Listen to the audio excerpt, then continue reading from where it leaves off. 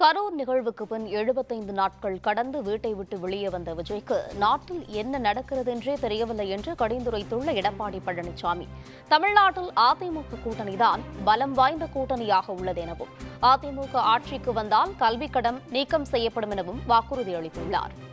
வங்கியில் பெற்ற கல்விக் கடன் தள்ளுபடி, மாணவர்கள், இளைஞர்கள், பெற்றோர்கள் நலன் காக்கும் பொருட்டு வங்கிகள் பெற்ற கல்விக் கடன் தள்ளுபடி செய்யும் வகையில் அத்தொகையை அரசே ஏற்கும். இதுவரை 10 அறிவிப்புகள் அனைத்து இந்திய அண்ணா திராவிட முன்னேற்ற கழகத்தின் சார்பாக அறிவிக்கப்பட்டது.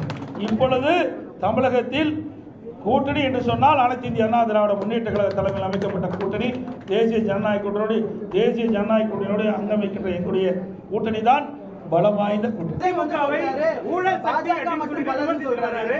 அவரு வெளியில் பொது வெளியில் பார்த்தா தானே தெரியும். பொது வெளியிலே வரல. 72 நாள் கழிச்சு தான் ஒரு சம்பவம் நடந்து போச்சு. அந்த சம்பவத்தொட்டி 72 நாட்கள் ஒரு கட்சி தலைவரே வெளியே வரல. நாட்டில் என்ன நடக்குதுன்னு தெரியல. எந்தெந்த கட்சியோட கூட்டணி இருக்குன்னு தெரியல. எந்த கட்சி தேர்தலில் தலைமை தாங்கன்னு தெரியல. எங்களுடைய கூட்டணியுடைய வேட்பாளர் இபிஎஸ் தெளிவுபடுத்தியாச்சு.